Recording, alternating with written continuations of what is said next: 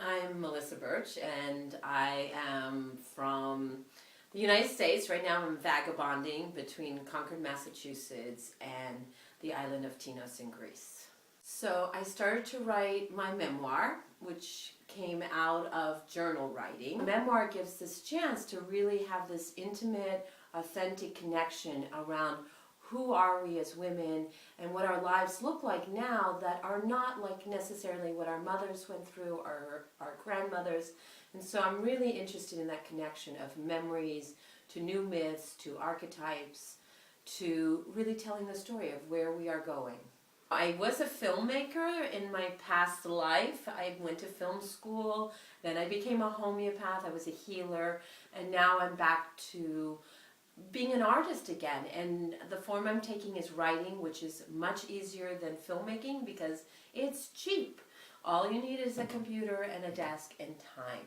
So my process is just making time to write, and there are really so few barriers because I don't have to fundraise and I don't have to get an okay from anybody, from a producer or from a foundation. I can just write. So that's what I do. I write. My first book is getting published by Mosaic Press, and it's coming out March 1st. And it's on Amazon. You can already pre-order it. And I'm going to do a book tour. Actually, I'm going to travel with my husband, who has been wanting to do this RV trip.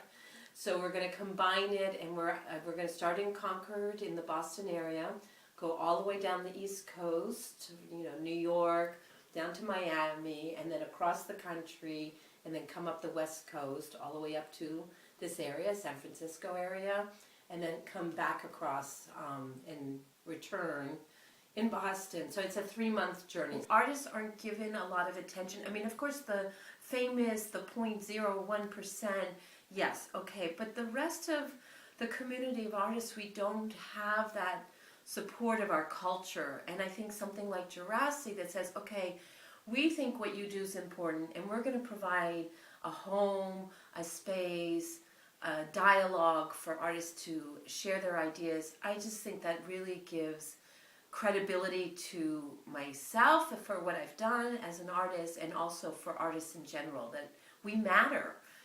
So thank you. I mean, I really, really want to thank Jurassic for this opportunity and for doing this and giving this to so many artists. I'm Kathy Klarich, and I'm from Miami. My work centers around my time spent as a journalist in Haiti, which was 2 different periods. One was 1988 to 1998, and then I covered Haiti from Miami for about the next 10 or 12 years. And then right after the earthquake in 2010, I went and I ended up spending almost 3 years there. So part of the work is focused on my time in Haiti. The other part of my work is what I'm actually doing now, which is teaching writing in the prisons in Florida. So I started out as a journalist, even though that wasn't my background, but because I was in Haiti at a time when there was a lot happening, I became a journalist. I always read. I was a voracious reader growing up. It's not what I studied in school, but when I was in Haiti and had the opportunity to be the eyes and ears and voice in a country that was in the midst of turmoil, it was an accident, I fell into it. I recognized the value of being able to communicate through words, and so I think that's really where it took off. Yeah, I've ended up being incredibly productive. I did not want to write about Haiti again. After I left in 2013, I said I was done. But I realized when I got here that this landscape is really similar to Haiti's landscape. And I think I felt safe here to go back and revisit a lot of the trauma that I experienced as a journalist in Haiti after the earthquake. And although I was intending to write about my experience in the prison, I made this funny connection between this being a pod where I'm staying, the pods in Haiti, which were developed as housing post-earthquake, and the pods in the prison cell. And all of a sudden I realized there was this intersection between home, feeling at home, and so I ended up writing about Haitians in Haiti who lost their homes but were home, inmates who are not home but home because that's where they're living, and what does home mean. So that's what I've been working on since I've been here. I'm very, very busy back in the States. I started a nonprofit where we facilitate writing exchanges with universities and schools on the outside with inmates on the inside. So in addition to teaching 4 to 5 days a week inside the prison, I'm running this nonprofit. So I don't give myself, or I don't create time to actually sit and process. And this month has really, it really has been life-changing for me, because it's allowed me to reflect, get back into that part of me that I've suppressed for a long time, that wants to write and think about the issues and figure out how to talk about them intelligently. I couldn't have done it. I wouldn't have done it otherwise. My name is Paul Heller, and I'm from San Francisco.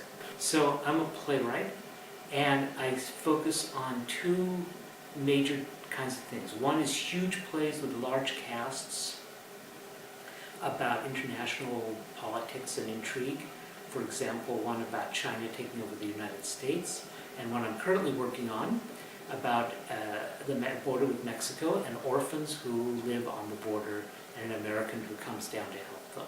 I was a teacher in Mexico in 1975 and 76, I think, and one of my students is now a director. I mean, that's been a long time ago, so I was just a few years older than he was, but now we are apparently almost the same age, the way that happens.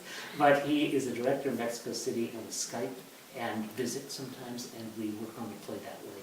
So he tells me about, again, what it is like to be Mexican and to have to absorb Americanness in Mexico. My themes are, in those kinds of things, my themes are what Americans don't get about people on our border or abroad, and how we have to try to integrate ourselves into other societies. I like to watch Americans do that, because we don't do that on a global scale usually. The other thing I work on are very tiny little plays that are very intimate, about very personal things that I hope are universal. My work was seen this last July and August in all over the Bay Area. We did 13 productions of my play Wolves, which is a small play. We did it in senior living centers. We did it in convalescent hospital and other people's living rooms. Sometimes the living room was really big, and sometimes it was really tiny, but nonetheless we sort of packed people in, and the performers performed really well in front of them, having to improvise the physical movement, because obviously the setup was very different. But my plays have been produced all over the Bay Area. They've been produced in New York, in Los Angeles, and in universities. Go Jurassic! My name is Anne LeBaron, and I'm from Los Angeles. I'm a composer, so I make work for other people to perform, and sometimes I'm also involved in the performance. And I gravitate toward writing operas, but different kinds of operas, anything from a one-person, which is called a monodrama, which I wrote. One of those, it's called Suction, and it's about a woman and her vacuum cleaner. And it's just for soprano, laptop, and percussion. And that opera has been performed around the world. But my latest opera is called LSD, the Opera. And one of the things I've been doing here while I'm at Jurassic is creating a trailer or a preview of the footage that we have from a performance of various scenes that we did this summer in Los Angeles. I've been doing sort of piecemeal things here and there. One project is rewriting yet again our libretto for LSD, the Opera, with my two librettists who are in New York. That's one project I've been working on. Another project was a commission that came to me while I was here that I'm very excited about, from the Los Angeles Public Library, for a new piece to be written inspired by the Oxford English Dictionary, and this will premiere at the Hammer Museum in March. And then a third project is something I've been thinking about for years, called the Well-Read Clavier. I could say that this residency at Jurassic is unlike any other. I've been many times to other colonies, various colonies, and they're all wonderful in their own ways. But here it is more, you do have more interaction with people and with the other residents. It's been a time for me very crucial and something that I rarely get for reflection.